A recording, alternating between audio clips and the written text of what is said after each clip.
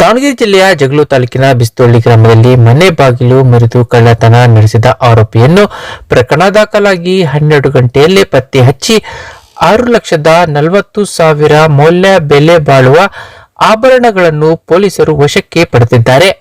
ಇದೇ ಡಿಸೆಂಬರ್ 6ನೇ ತಾರೀಕು ಶನಿವಾರದಂದು ಬಿಸ್ತೋಳ್ಳಿ ಗ್ರಾಮದ ಶ್ರೀದೇವಿ ಶ್ರೀನಿವಾಸ್ ಎಂಬುವರು ಮನೆಗೆ ಬೀಗ ಹಾಕಿ ಜಗಳೂರು ಪಟ್ಟಣಕ್ಕೆ ಸಂತಿಗೆ ಬಂದಿದ್ದರು. ಸಂಜೆ ಮನೆಗೆ ತೆರಳಿದಾಗ ಕಳ್ಳರು ಮನೆ ಬೀಗ ಮುರಿದು ಮನೆ ಬೀರುವಿನಲ್ಲಿ ಇಟ್ಟಿದ್ದ ಸುಮಾರು 6.40 ಲಕ್ಷ ರೂಪಾಯಿ ಮೌಲ್ಯದ ಬಂಗಾರದ ಆಭರಣಗಳನ್ನು ಕಳ್ಳತನ ಮಾಡಿದ್ದಾರೆ ಎಂದು ದೂರು ನೀಡಿದ್ದರು.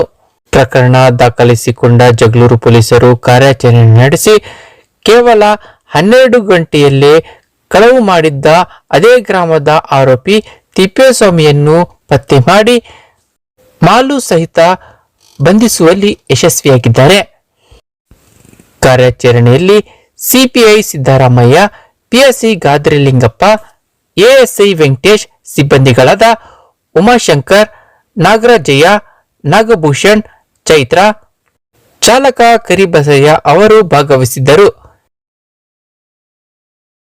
ಕೇವಲ 12 ಗಂಟೆಯಲ್ಲೇ ಆರೋಪಿಗಳನ್ನು ಬಂಧಿಸಿದ ಜಗಳೂರು ಪೊಲೀಸ್ ಸಿಬ್ಬಂದಿಗಳನ್ನು ಜಿಲ್ಲಾ ಪೊಲೀಸ್ ಅಧೀಕ್ಷಕರು, ಹೆಚ್ಚುವರಿ ಪೊಲೀಸ್ ಅಧೀಕ್ಷಕರು ಮತ್ತು ಗ್ರಾಮಾಂತರ ಉಪಾಧೀಕ್ಷಕರು ಪ್ರಶಂಸಿಸಿದ್ದಾರೆ.